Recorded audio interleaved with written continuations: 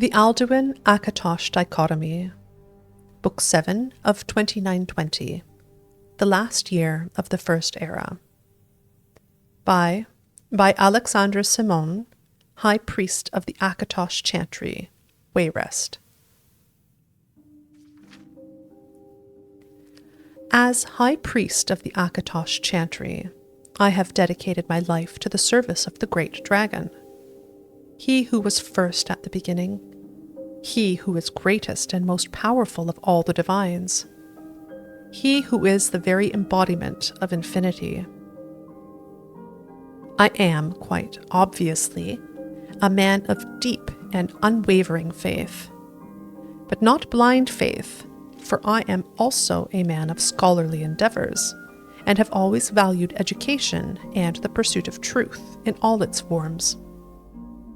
And so, I have had the honor and privilege of making it my life's work to discover the truth about Akatosh in all of our beloved divine's incarnations. Throughout the civilized world, and I refer not only to the Empire, but to every nation on Great Nirn that has embraced the virtues of learning and letters, the Great Dragon is worshipped.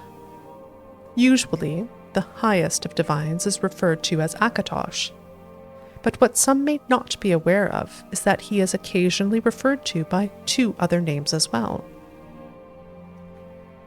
The Aldmer refer to Akatosh as Ori-El. The Nords call him Alduin. These names come up repeatedly in certain ancient texts, and in each one it is clear that the deity in question is none other than he whom we call Akatosh. Yet there are those who believe, even in this enlightened age, that this is not so, that the regional interpretations of Akatosh are not interpretations of Akatosh at all. Rather, they are references to altogether different deities, deities who may or may not share the same aspects or be the Great Dragon at all. Many Altmer of Somerset Isle worship Ori-El, who is the soul of Anu-El, who, in turn, is the soul of Anu, the Everything. But if you ask the High Elves themselves, as I did when I traveled to Somerset Isle to continue my research, the majority will concede that Ori-El is but Akatosh with a different name colored by their own cultural beliefs. So maybe it comes as no surprise that the real theological dissension lies in Skyrim, among the Nord people, renowned as much for their stubbornness as they are for their hardiness and prowess on the fields of valor. When I journeyed to the stark white province, I was surprised to find a people whose views on Akatosh are almost diametrically opposed to those of the Altmer. The majority of Nord people seem to believe that their Alduin of legend is not Akatosh, but another deity entirely. A great dragon, yes, but not the Great Dragon. Determined to get to the heart of this matter, I consulted with several Nords, chief among them an old and respected clan chief by the name of Bjorn Muchbloodied. And what surprised me most about those I talked to was not that they believed in Alduin instead of Akatosh, but that they recognized Alduin in addition to Akatosh. In fact, most children of Skyrim seem to view Akatosh in much the same way I do. He is, in fact, the Great Dragon, first among the divines, perseverance personified and, more than anything, a force of supreme good in the world. Alduin, they claim, is something altogether different.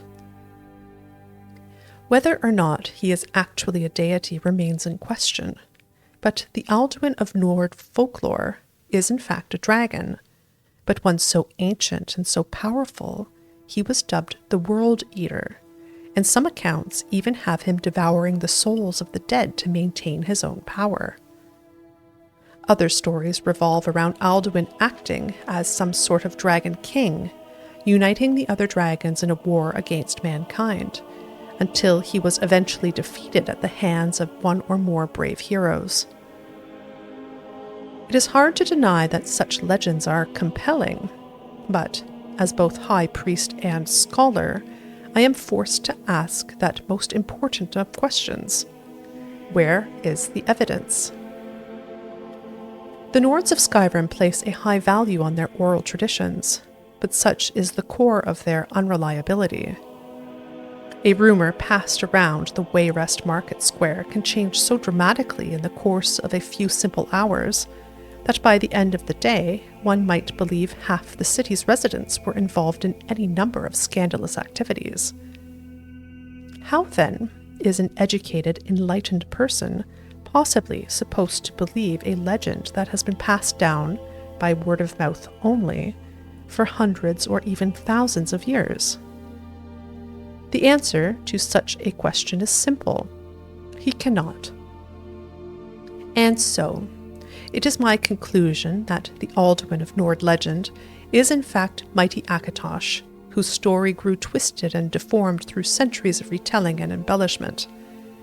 Through no real fault of their own, the primitive peoples of Skyrim failed to understand the goodness and greatness of the great dragon, and it was this lack of understanding that formed the basis of what became, ironically, their most impressive creative achievement. Alduin, the world eater, phantom of bedtime stories, and justification for ancient, if imagined, deeds.